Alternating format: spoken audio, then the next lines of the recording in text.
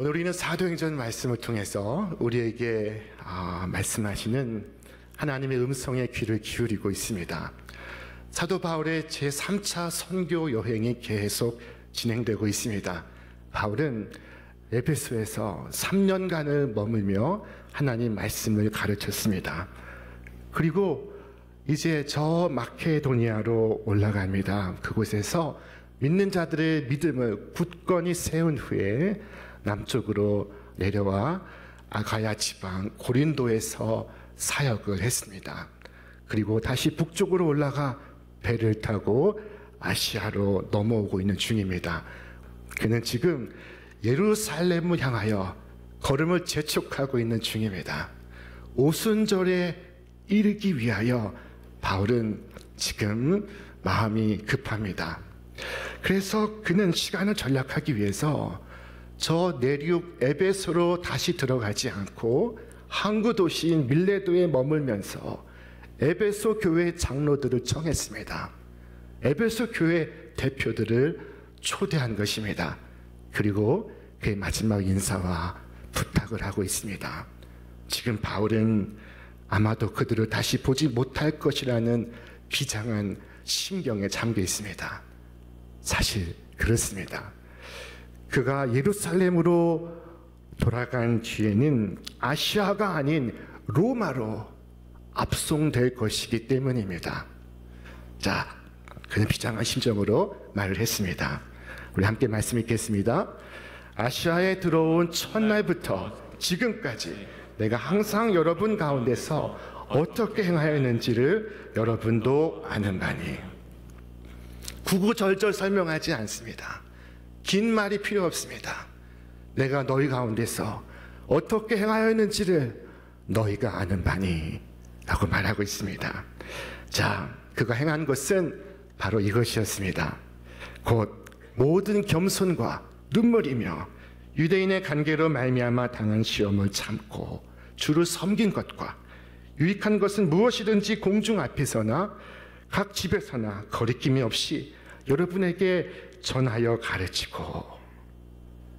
바울은 에베소에서의 3년의 목회 사역을 4가지로 정리하고 있습니다. 첫째, 모든 겸손과. 바울은 모든 것에 겸손했습니다. 매사에 겸손했습니다. 겸손은 자신을 내려놓고 오직 그리스도만을 신뢰하는 것입니다. 주님, 저는 아무것도 아닙니다. 주님만이 저의 모든 것이 되십니다. 주님만이 홀로 영광을 받아 주옵소서. 저는 주님의 은혜로 살아갑니다. 제가 자랑할 것은 아무것도 없습니다. 자, 바울 사도의 첫 번째 사역의 특징은 바로 겸손이었습니다. 자, 둘째, 눈물로라고 말합니다. 이것은 그의 사랑을 엿보게 하는 것입니다. 그는 불쌍한 자들을 위하여 눈물을 흘렸습니다. 그는 죄인을 위하여, 회개하지 않는 이들을 위하여 뜨거운 눈물을 흘렸습니다. 그는 복음을 거부하는 사람을 볼 때 그의 가슴으로 울었습니다. 자, 그의 목회는 눈물의 목회였습니다. 자, 세 번째, 유대인의 관계로 인하여 당한 시험을 참고 라고 말합니다. 자, 그것은 인내의 목회였습니다. 바울은 유대인 형제들로부터 많은 핍박과 고통을 받았습니다. 그들은 사람들을 선동했고 바울을 재판에 회부했고 때로는 돌을 쳐 그를 거의 죽게 만들었습니다. 그러나 이들에 대한 사도 바울의 반응이 무엇입니까? 참는 것입니다. 참고 또 참고 또 참는 것입니다. 바울은 고린도전서 13장에서 말씀했습니다. 사랑은 오래 참고, 사랑은 참는 것입니다. 얼마나 참습니까? 오래 참는 것입니다. 참는 것이 힘들 때는 견디는 것입니다. 얼마큼 견디는 것이니까? 모든 것을 견디는 것입니다. 사랑은 오래 참고, 사랑은 모든 것을 견딥니다. 네 번째로 그는 거리낌 없이 복음을 전했다고 합니다. 용기를 말하는 것입니다. 유대인들은 그를 핍박했습니다. 그를 위협했습니다. 그러나 바울은 유익한 것은 무엇이든지 거리낌 없이 공중에서 그리고 각 가정에서 전하였다고 말하고 있습니다. 이것이 에베소에서의 바울의 목회였습니다. 그는 이것을 교회 대표들에게 말하고 있습니다. 모르는 사람들에게 말하고 있는 것이 아닙니다. 함께 지낸 사람들에게 말하고 있습니다. 이제 바울은 예루살렘으로 올라가고 있습니다. 예루살렘에 올라가면 고난을 받게 될 것이라는 성령의 예언을 듣고 있습니다. 그는 성령에 매여 예루살렘으로 나아가지만 거기서 무슨 일을 당할는지 알지 못합니다. 그러나 그는 말했습니다. 오직 성령이 각 성에서 내게 증언하여 결박과 환난이 나를 기다린다 하시나 내가 달려갈 길과 주 예수께 받은 사명 곧 하나님의 은혜의 복음을 증언하는 일을 마치려 하면은 나의 생명조차 조금도 귀한 것으로 여기지 아니하노라. 복음 전파하는 목적을 위해 바울은 자신의 생명을 조금도 아깝게 여기지 않는다고 말했습니다. 바울은 생명을 경시하는 사람이었을까요? 바울은 목숨을 가볍게 여기고 있는 것이니까? 그렇지 않습니다. 바울은 여러 사람들과 똑같이 생명을 존중하였습니다. 목숨을 아끼었습니다. 자, 그가 무엇을 말하였습니까? 세월을 아끼라. 때가 악하니라. 생명을 아끼지 않는 사람, 목숨을 소중히 여기지 않는 사람이 세월을 아끼라 말할 수가 있겠습니까? 그는 자신의 삶을 아꼈습니다. 자신의 생명을 소중히 생각했습니다. 그는 삶에 지치지 않았으며 목숨을 장난감처럼 내던지는 무모한 사람이 아니었습니다. 그는 삶을 귀중하게 보았습니다. 그렇지만 바울은 하나님의 은혜의 복음을 증언하는 일에 자신의 목숨을 귀한 것으로 여기지 않는다고 말하고 있습니다. 자, 우리는 오늘 아침 바울이 목숨을 걸고 전하고자 했던 복음이 무엇이었는지 알고자 합니다. 그가 모든 겸손과 눈물과 인내와 용기로서 전하고자 했던 복음이 무엇이었습니까? 그의 생명보다 귀한 복음이 무엇이었습니까? 여러분, 바울이 자기의 목숨보다 귀하게 여긴 복음이 무엇이었습니까? 그 복음을 그는 하나님의 은혜의 복음이라고 표현했습니다. 오늘날은 이 은혜라는 말을 자주 듣지는 못합니다. 여러분, 우리 사회에 은혜가 있습니까? 은혜를 경험해 보셨습니까? 자, 그러나 은혜는 복음의 정수입니다. 은혜는 이 타락한 세상의 유일한 소망입니다. 은혜는 장차 영광을 기다리는 모든 성도들의 유일한 위로입니다. 그것은 마치 이와 같습니다. 여기 한 재판이 크게 열렸습니다. 재판장이 재판을 하였고 모든 죄수들이 정죄를 받았고 그리고 공의의 절차대로 이제 판결을 시행하는 것만을 기다리고 있습니다. 그런데 그 순간 왕의 전령이 나타나 선포합니다. 왕이 공의를 위반하지 않으면서도 형을 받은 모든 자들에게 자비를 베풀 방법을 발견했으며 그래서 그 모든 죄인들에게 자유로운 사면과 즉각적인 석방을 허락한다는 것이었습니다. 이 메시지가 사형수의 감방에서 기쁜 소식이 되지 않겠습니까? 여러분은 그 소식을 불쌍한 죄수에게 전하는 것을 기뻐하지 않으시겠습니까? 여러분, 이 값없는 은혜라는 이 놀라운 계시를 접하고 바울이 거룩한 흥분에 사로잡혀 있는 것을 이해할 수 있겠습니까? 죄인들에게 이 사실을 전하기 위해서 기꺼이 자신의 목숨을 버리려고 하는 바울을 이해할 수가 있겠습니까?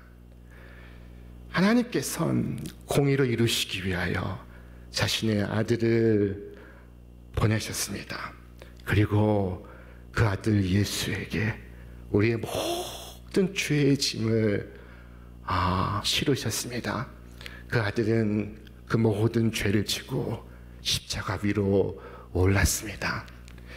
자, 성경 우리에게 말씀합니다. 우리 함께 읽겠습니다.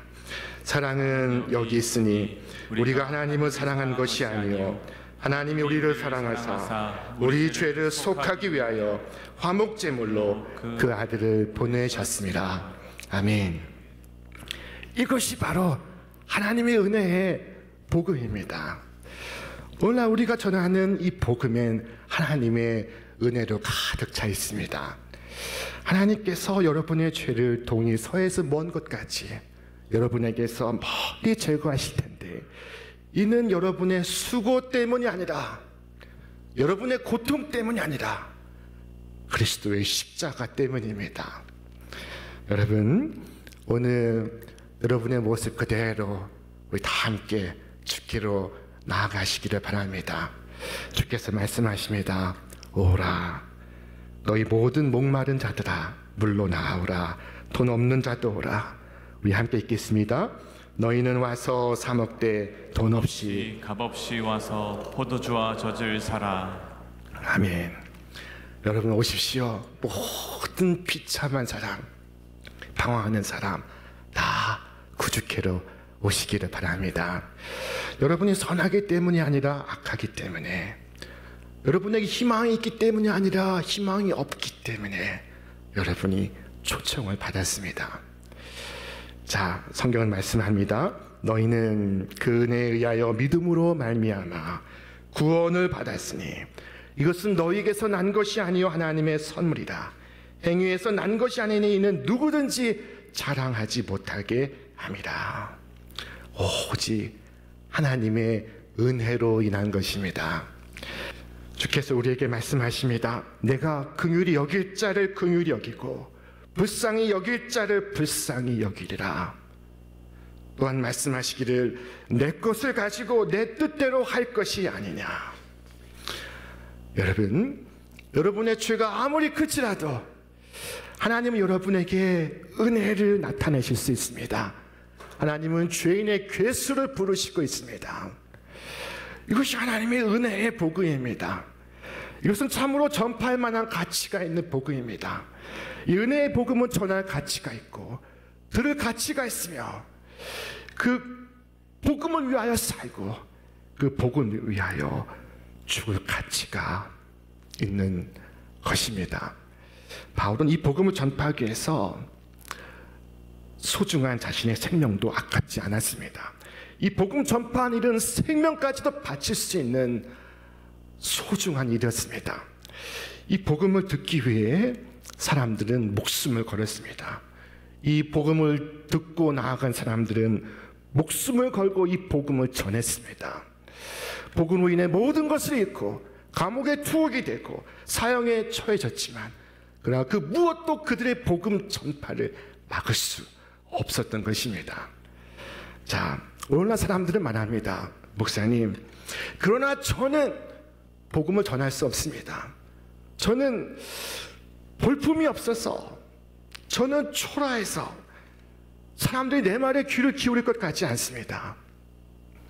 여러분, 그렇습니까? 사람들이 바울에 대해서도 같은 말을 했습니다. 그가 몸으로 대할 때는 약하고 그의 외향은 초라했습니다. 하지만 목사님, 저는 말을 할 줄 모릅니다. 저는 말주변이 없습니다. 그렇습니까? 사람들이 바울에 대해서도 똑같은 말을 했습니다. 그 말도 시원하지 않다 하니, 다른 많은 사람들은 웅변가였으나 바울은 그렇지 못했습니다. 아, 목사님, 그러나 나에게는 여러 약점들이 있습니다. 그랬습니까? 바울도 그랬습니다. 그러나 바울은 자신의 약함을 자랑했습니다. 그는 눈이 좋지 않았으며 그는 멋진 외모를 갖고 있지도 못했습니다. 그러나 그는 그런 자신을 부끄러워하지 않았습니다.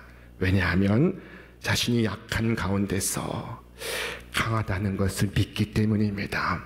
약한 그에게서 그리스도의 능력이 강하게, 더욱 강하게 드러나고 있었기 때문입니다. 우리 말씀을 같이 읽겠습니다. 그러므로 내가 그리스도를 위하여 약한 것들과 능력과 궁핍과 박해와 곤고를 기뻐하노니 이는 내가 약한 그때에 강함이라.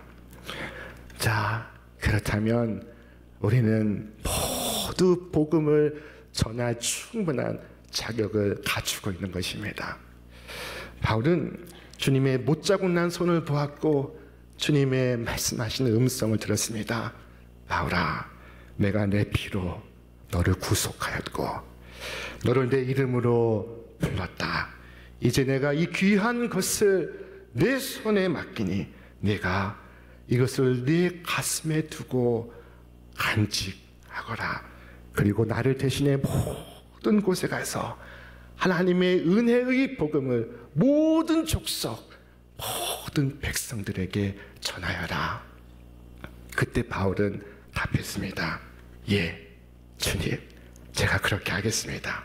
제가 주님을 사람들에게 알리겠습니다. 주님의 복음을 널리 전파하기 위하여 필요하다면 제가 저의 목숨을 드리겠습니다. 자, 여러분, 오늘 우리는 이 복음을 전해야 할 이유가 무엇입니까? 그것은 다른 복음은 없기 때문입니다. 자, 그러나 복음이라는 이름으로 우후죽순처럼 일어나서 활동하는 이단들이 있습니다. 그들의 그 타락한 교리가 대한민국을 어떻게 해롭게 하고 있습니까? 그들의 거짓된 가르침과 거짓된 복음이 오늘 이 도시를 얼마나 위태롭게 하고 있습니까? 자, 그들은 많은 사람들을 하나님의 은혜의 복음에서 멀어지게 하고 있습니다. 사람들이 교회를 경멸하도록 만들고 있습니다. 사람들의 예배 참여를 멸시하도록 이끌고 있습니다. 자, 그러나 오늘 이 교회에서, 이 예배당에서 다시 한번 하나님의 은혜의 복음이 전파된다면 그들이 그 복음 듣기 위하여 주께로 나올 줄로 믿습니다. 여러분, 복음을 말하시기를 바랍니다. 참 복음을 전하시길 바랍니다. 목마른 사람이 물을 찾듯이 사람들은 하나님의 은혜의 복음을 갈망하고 있습니다. 영혼의 생명을 주고 그리고 소망을 주는 복된 소식을 갈구하고 있습니다. 사람들이 복음을 몰라서 죽지 않도록 하시기를 바랍니다. 주께서 우리에게 말씀하시고 있습니다. 나의 사랑하는 자들아, 내가 너희에게 나의 복음을 맡겼다. 너희가 받은 대로 그 복음을 굳게 간직하여라. 사람의 생각과 정욕과 꾸며낸 이야기들에 넘어가지 말고 너희가 받은 진리를 그대로 굳게 붙잡아라. 그리고 나가서 내 말을 전하여라. 아직도 내 우리에 들지 아니한 내가 사랑하는 양들이 저 들판에 헤매이고 있다 말씀하십니다. 자, 바울의 사명은 예수께로부터 받은 것이었습니다. 그의 사명은 하나님의 은혜의 복음을 전하는 것이었습니다.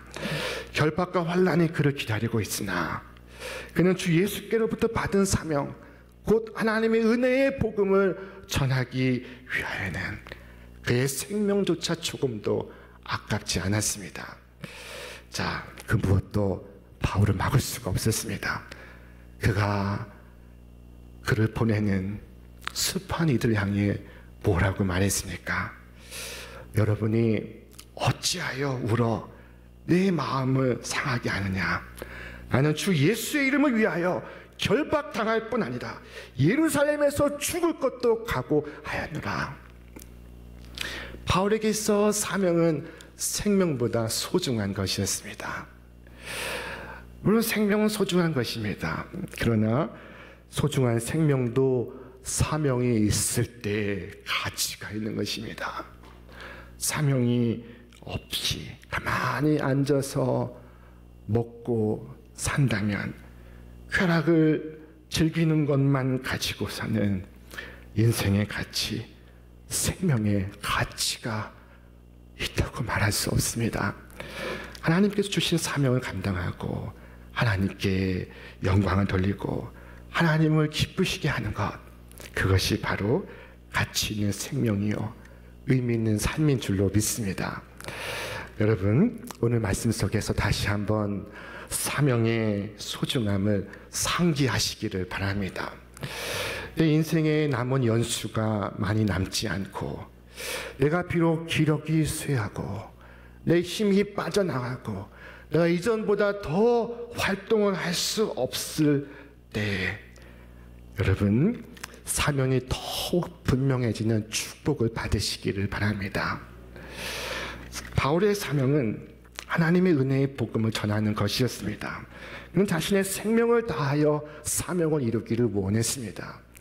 이 사명은 영어로 미션이라고 하는데 이 말은 라틴어 미시오에서 나온 말입니다. 그 말의 뜻은 보내다입니다. 여러분, 우리는 하나님께로부터 이 세상에 보냄을 받은 존재입니다. 우리를 보내신 이가 있고 보내신 목적이 있습니다. 여러분, 심부름에는 심부름을 보낸 이가 있고 심부름의 이유가 있습니다. 누가 우리를 우리의 가정으로 보내셨습니까? 누가 우리를 우리의 일터로 보내셨습니까? 누가 오늘 우리를 이 시대에 이 자리에 있게 하셨습니까? 그 뜻이 무엇이고 이유가 무엇입니까?